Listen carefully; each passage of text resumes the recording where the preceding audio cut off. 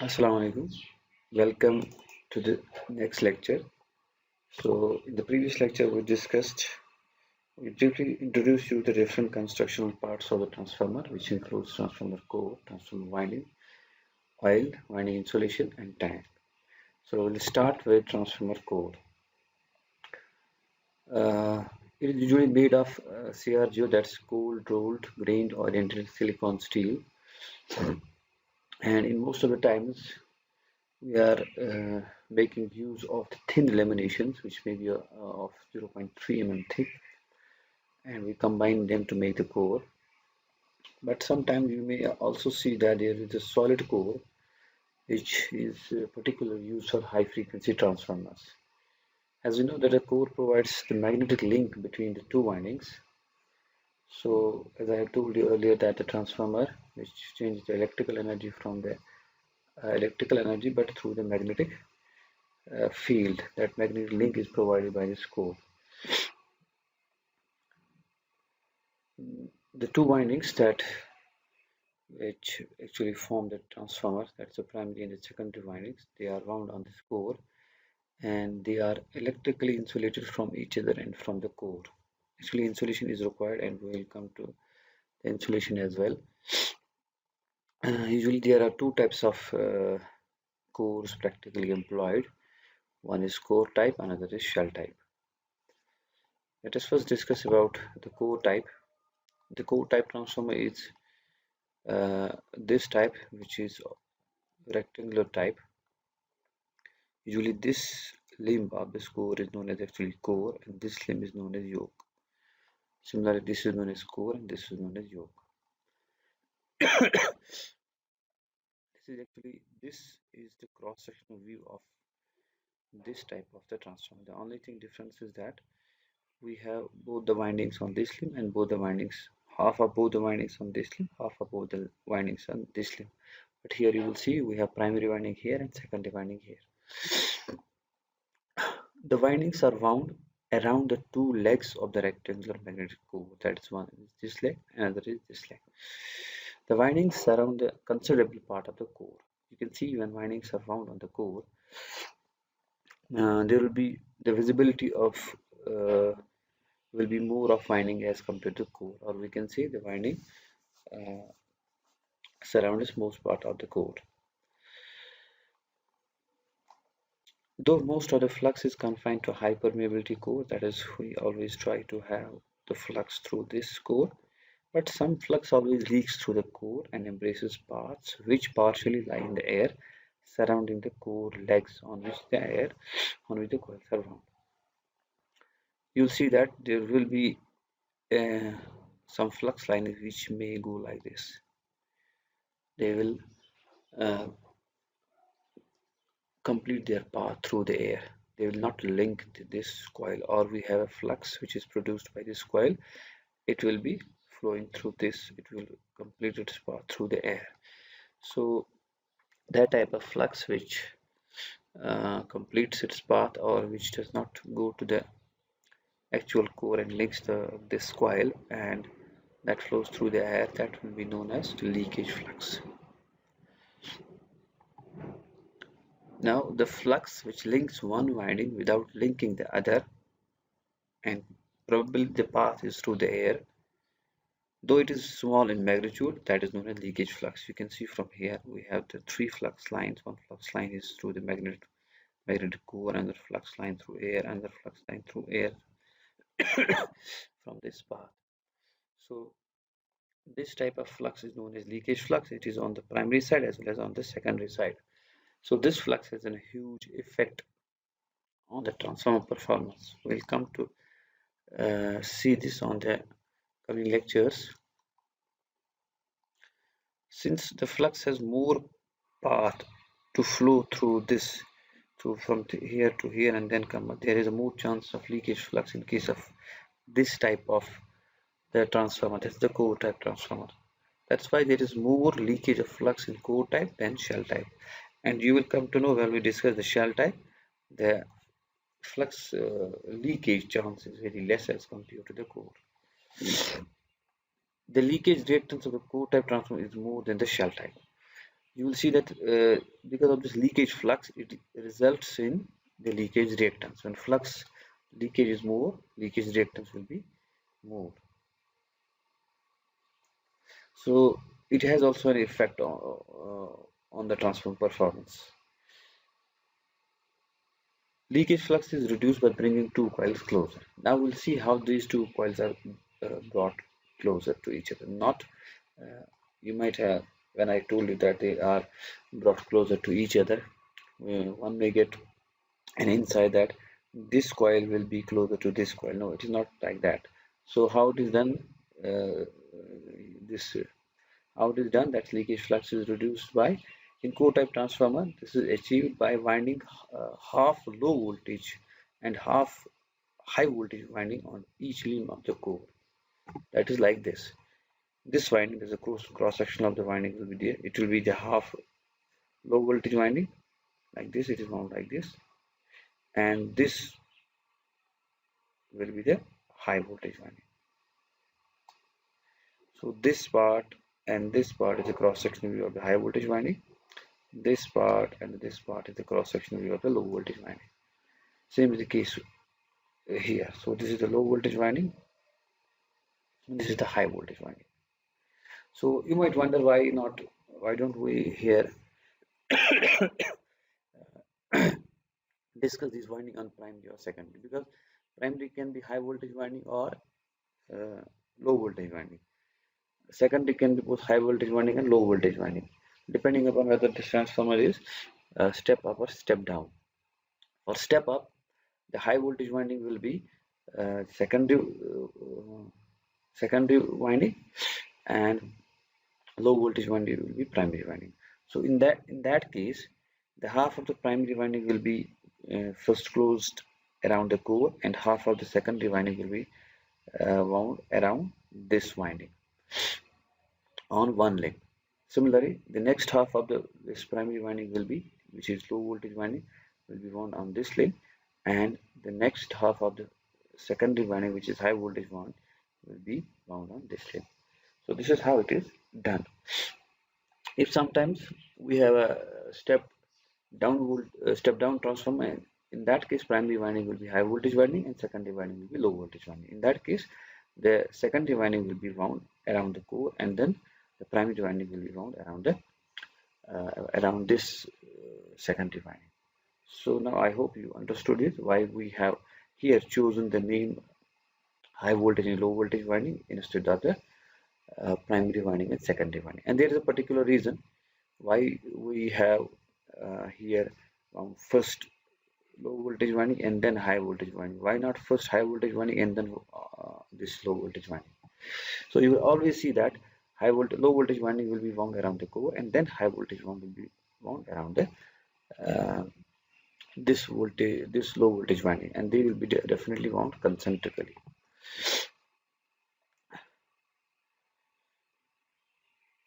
So this is how the leakage flux can be reduced. The low voltage winding is wound on the inside of the high voltage winding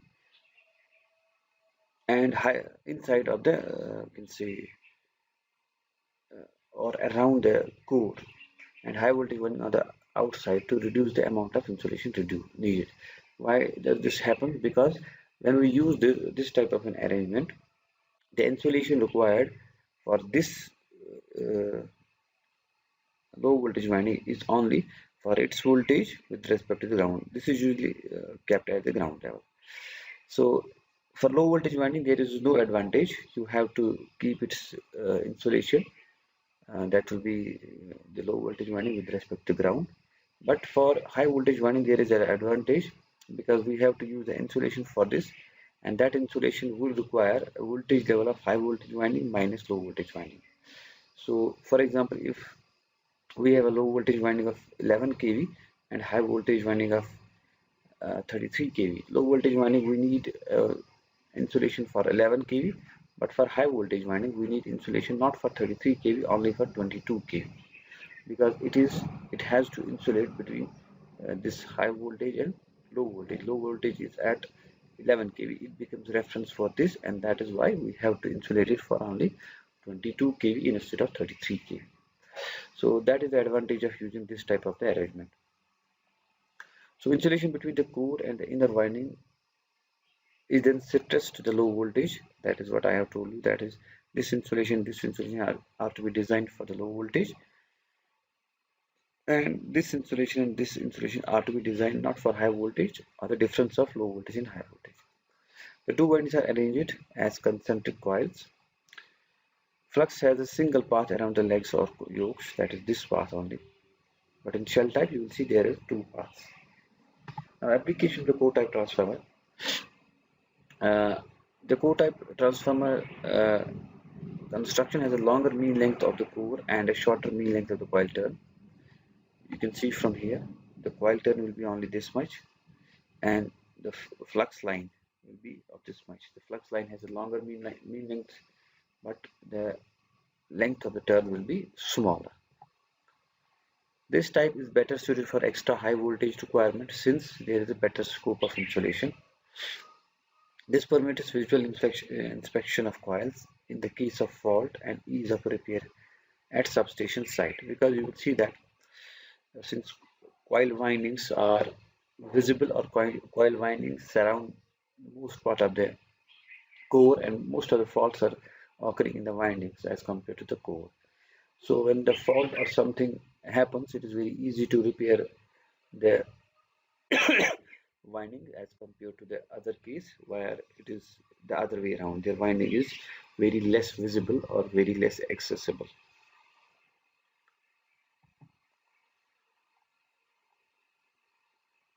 Because of the high leakage flux, as I have told you just before, uh, high leakage flux results in high reactance, high leakage reactance, and the fault current will be less in case of core type transformer. If the fault occurs, you will see that there will be more leakage reactance offered by this transformer. When the fault occurs and we have a reactance in the fault path, the fault current will decrease as compared to the shell type transformer where the leakage is less, leakage reactance is less. And this leakage reactance has the effect of the voltage drop. There will be more voltage drop, and in case of high voltage transformer, we are not bothered about the voltage drop. We are only bothered about the power transfer, because even if that happens, we don't we don't consider them, because that is done at the high voltage level. But this has to be taken care when we have a distribution transformer. So in that case, we can use the shell type transformer. So fault is reduced, inspection becomes quite easy, and for these reasons, the present practice is to use a core type transformer in large high voltage installation, that is for power transformers. So for power transformers, we are always using the core type of the transformer. Now coming to shell type transformer, in this case, usually we have a central limb on which all the windings are wound, whether it is the low voltage winding or the high voltage winding. You can see that the windings are wound on the central leg of the three-legged core. We have a three-legged core, and in the earlier case we have a two-legged core only. But the one main advantage, one main similarity is that, or one main, you can see this, the area of this, or you can see the breadth of this core or this limb is half of the breadth of this limb, central limb. Same is the case with this. Its breadth is half of this. The steel core surrounds the major part of the winding. You can see if winding is wound on this, the steel core surrounds the major part of this, and the visibility of the coil is very less uh, as compared to the core type transformer, or we can say the winding will be less accessible. In shell type construction, leakage is reduced by subdividing each windings into subsections. We have divided them in subsection. This is the low voltage winding, this is high voltage winding, this is low voltage winding, high voltage winding, low voltage winding, high voltage winding, low voltage winding. It is done like that to decrease the flux, leakage flux. The bottom and the top low voltage winding are half of the size of the other low voltage winding. This one and this one are kept half, and I have told you that uh, to the we can see near the core we are always using the low voltage winding to reduce the insulation required. You can see from here, since the path from here to here is less for the flux to flow, the leakage will be very less as compared to the core type of transformer. and the mean length of the core will be less as compared to the core length of a transformer.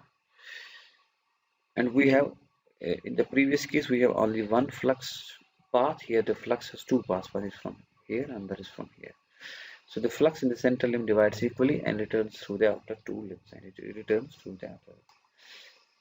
So the application of shell type transformers are preferred for low voltage and low power transmission.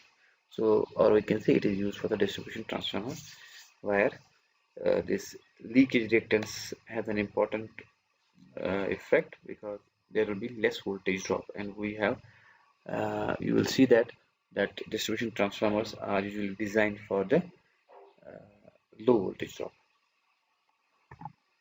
Now coming to the transformer windings are made of solid or stranded. You will come to know what is the solid and stranded. Copper or aluminum, strip or cylindrical conductors. They may be made of copper, they may be made of aluminum, they may be strip type, they may be cylindrical type. So there are two types of windings employed. One is concentrated and that's interleaved or sandwiched. We have already discussed the concentrated in case of core, interleaved or sandwiched in shell type transformer. These may be of cylindrical type, used for low power application, that is cylindrical conductors are usually used for low power application, and strip type are used for high voltage applications or high power applications. So this is how these transformer windings are made, and what are the different materials that we use for the transformer winding. Now transformer oil, which is one of the important parameters of the transformer as well.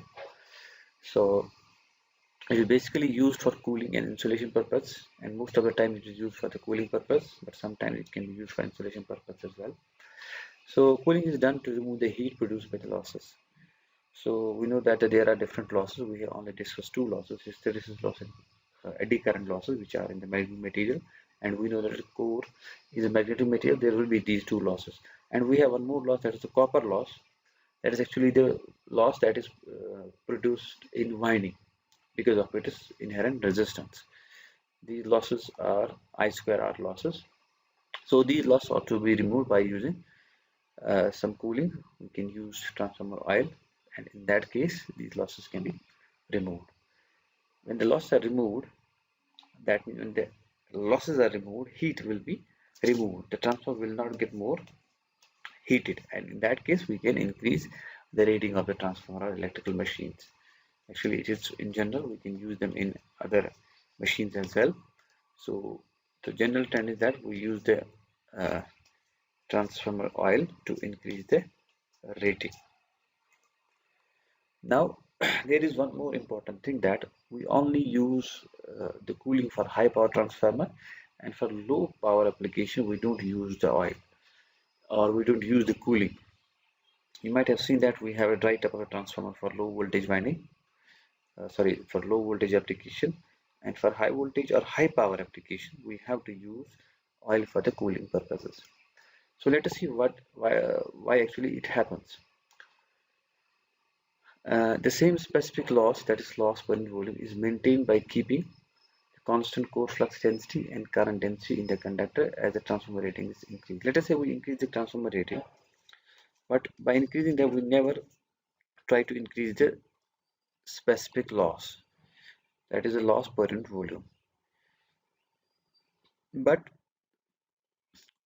we maintain or we keep constant core flux density and current density, that is phi by A, where A is the area of this core, and current density, that is I by A, where A is the area of the conductor. So these two we have to keep the constant. Let us say we are increasing the dimension of the transformer by k times, that is length by k times, breadth by k times, and height by k times. This will apply to the conductor as well as to the core. Its core flux phi and the conductor I would then increase by k square time, because phi, this core flux density has to remain constant, since area has increased k square times, because length into breadth they have increased by k into k times. So to keep phi by a constant, this has to increase by k square times. Similarly for this I, its current density it has to increase by k square times, because sorry, current density has to remain same. Current has to increase k square times because its area has also increased by k square times. So the rating, which is actually proportional to phi into I, actually rating will be proportional to E into I or V into I. It's voltage into current, but voltage is proportional to this phi. We'll come to know that as well. So it will become k raised by 4 times. So rating will increase by k raised by 4 times. Now the losses, as we know the losses, let us say they are the copper losses, they increase by, that's I square R, that's I square rho L by A, where I has increased by k square times, I square will increase by k 4 times. Let us say it is a proportionality constant, rho is constant, I have that also taken here.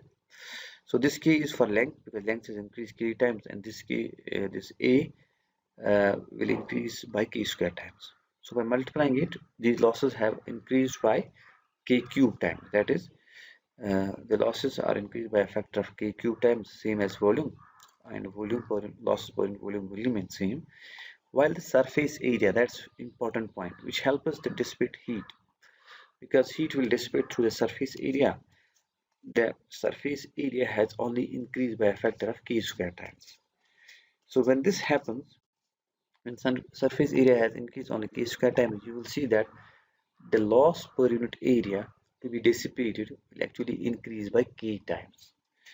So that's why the larger units therefore become increasingly more difficult to cool as compared to the smaller ones, because they don't have another parameter to make them cool. The dissipation parameter, which is the surface, and the loss per unit area has increased actually by k times. So if we don't use some cooling mechanism and we increase the rating as k cube times, this can lead to the formation of hot spots deep inside the conductors and core, which can damage the insulation and core properties. So if we increase the rating by k cube times, as we have done in the volume,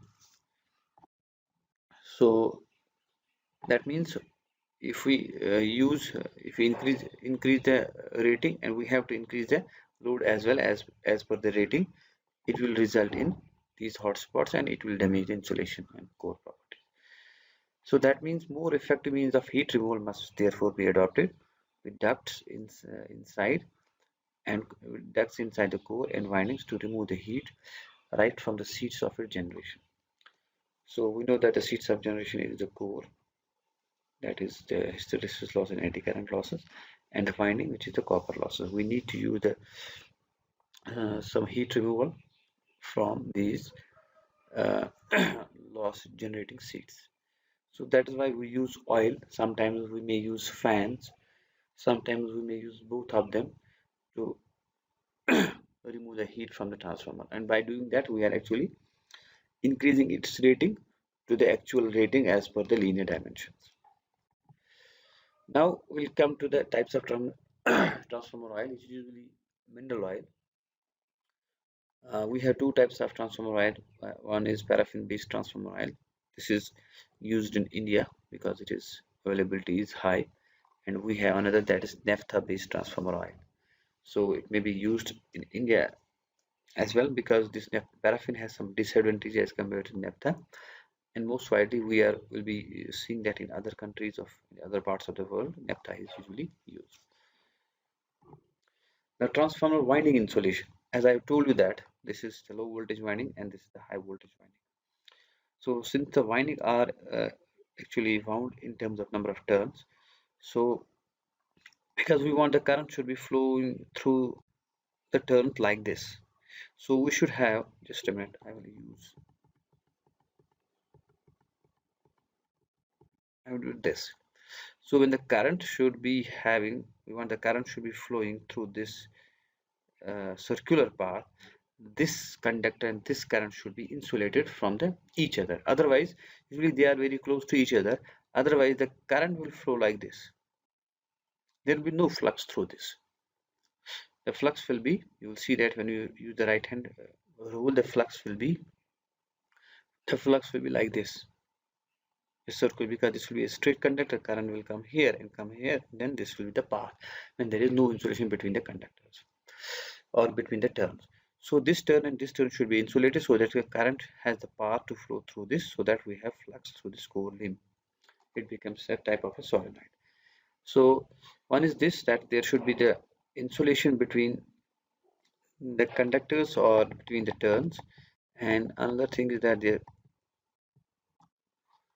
there should be the insulation between conductors and the core and this high voltage winding and low voltage winding. So this is very important, why we should have the insulation there, because we actually restrict the path of the current flow.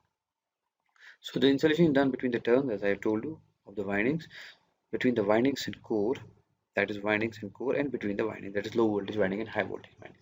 We have different types of insulation class. So they are actually rated on the basis of, they are actually designed on the basis of the temperature, because as temperature increases, the property may be, we can say their insulating property may decrease and they will burn out. So this is insulation class, and this is the maximum temperature up to which they can be used.